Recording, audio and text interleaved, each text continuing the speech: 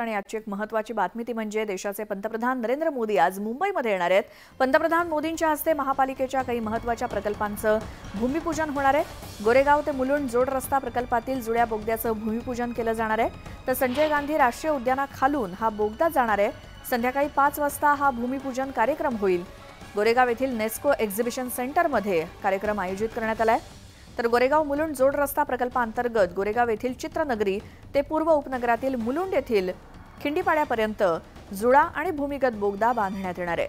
वाहतूक कोंडी फोडण्यासाठी मुंबई पालिकेनं गोरेगाव ते मुलुंड जोड रस्त्याचं काम हाती घेतलं असून हा प्रकल्प 4 टप्प्यात पूर्ण केला जातोय आणि या गोरेगाव फिल्म सिटी ते खिंडीपाड्यापर्यंतच्या बोगद्याचं काम वेळेत पूर्ण करण्याचं आव्हान पालिकेसमोर आहे।